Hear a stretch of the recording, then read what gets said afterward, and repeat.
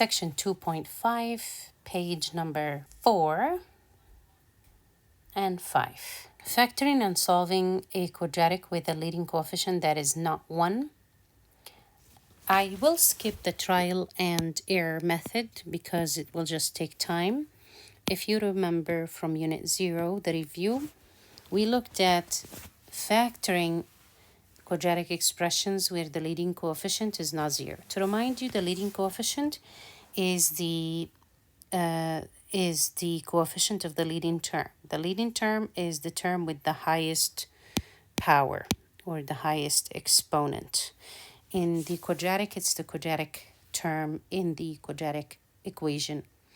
So if that is the case and we are not able to get rid of that too, by division, for example, if you divide every single term by 2, you're going to end up with 7 over 2, which is a fraction. It's annoying. So it's no use to divide everything by the leading coefficient to get rid of it.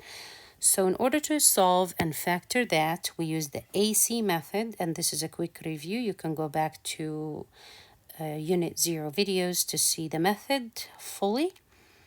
We're going to multiply AC, which is in our case 2 times 6 for this specific example. And we get number 12. So the multiplication of AC is 12.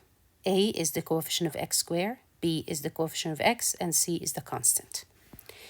Now, we're going to think of 2 factors of 12 such that the product is 12, but the sum is the middle number, which is 7.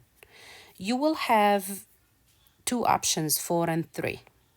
Those are your options, basically. So now we're going to replace the middle term 7x with the sum of the 2 numbers that we came up with. So we're going to rewrite the term 7x in terms of 4x plus 3x, just like we did here.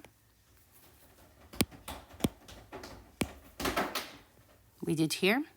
So now we're going to split into 2 binomials like this. So we're going to split the 2 terms into a binomial, the second 2 terms into a binomial, and then we're going to take the greatest common factor from the first binomial, which happens to be 2x. So we end up with x plus 2 remainder inside. And then from the second polynomial, we get 3 as the greatest common factor.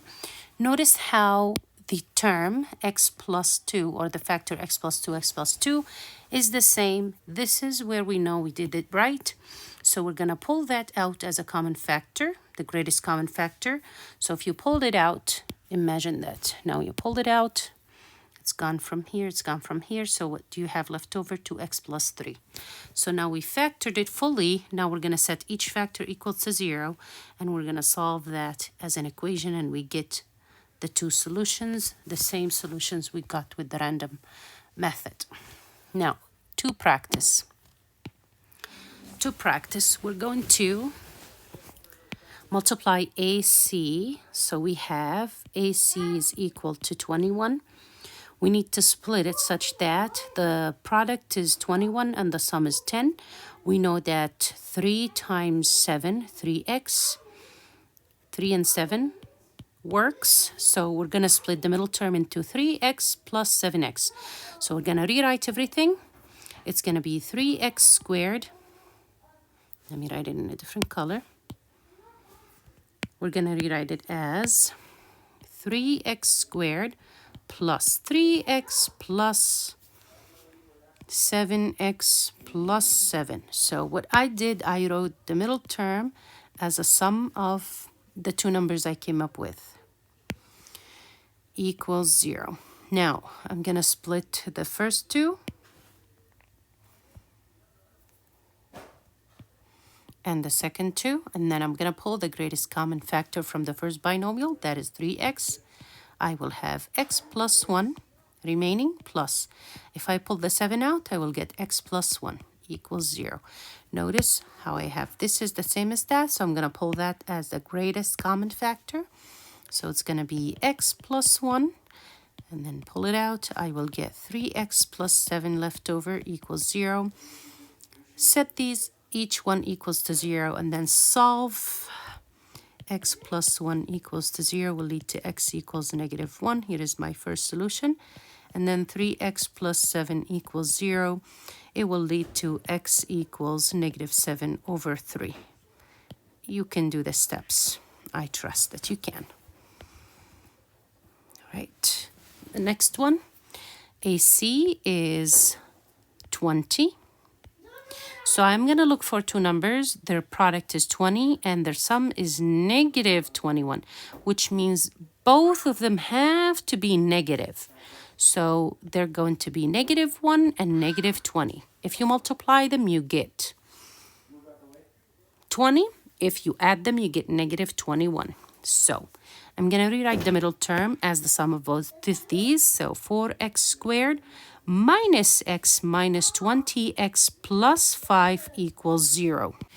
So now I'm going to split. I'm going to split the first two. And then since there is a negative here, I will keep the negative inside of the parentheses. Let me move it. So I'm going to move it to the side. And I'm going to add a positive sign and then put these between parentheses. Now we're going to pull common factors out. So if I pull a greatest common factor from the first one, I will get x out. And that will leave me with 4x minus 1. And then if I pull negative 5 out from the second binomial, negative 5 out, I will end up with 4x positive 4, because negative 20 divided by negative 5 is positive 4. And then 5 divided by negative 5 is minus 1, or negative 1 equals to 0. Now notice how I have this the same as that. So I'm going to pull that out as a common factor, or the greatest common factor. We get 4x minus 1 times x minus 5 equals 0. Here, I pulled it out, so that is what remains, x minus 5. If you set each factor equals to 0, you're going to get x equals 1/4, and you're going to get x equals to positive 5, and both of these are our solutions. Number C. If you multiply, you get AC is equal to negative 60. Now we need two numbers. Their product is negative 60 and they add up to positive 4. I know that one is negative and the other one is positive, and the bigger one is the positive one. So I have 10 and negative 6. Let's try that. Negative 6 times 10 is negative 60. And negative 10 plus, negative 6 plus 10 is 4. So I got that right. Now we're going to rewrite everything with the middle term as an addition of those two numbers. So I have 5x squared. I'm going to pair 10 with the 5 because I know I can take out a common factor. So I'm going to say plus 10x. And then I will say minus 6x, and then minus 12 equals to 0. I intentionally put the numbers that way, so I have the 10 closer to the 5, I can take a common factor, and I have the 6 closer to the 12, I can take a common factor as well. Now I'm going to use, I'm going to put them into two binomials again. I will move this because it has a negative, so I will move this side a little bit, and I will add a positive sign in there. So plus, and then I will include these in a binomial. From the first binomial, I will take 5x as a common factor. I will get x plus 2 remaining. I will take negative 6 out as a common factor. So if I take negative 6 out, I will get positive x plus 2, because negative 12 divided by negative 6 is positive 2 equals 0. Notice how I have these the same. I'm going to pull them out as the greatest common factor. So x plus 2 is the greatest common factor. What's left is going to be 5x minus 6 equals 0. If you set each factor equal to 0 and solve, you get x equals 2. You can do the steps that I am not doing, and you're going to get x equals 6 over 5. And you can leave it like that. So that is how you're going to use the AC method in order to solve quadratic equations when the leading coefficient is not 1.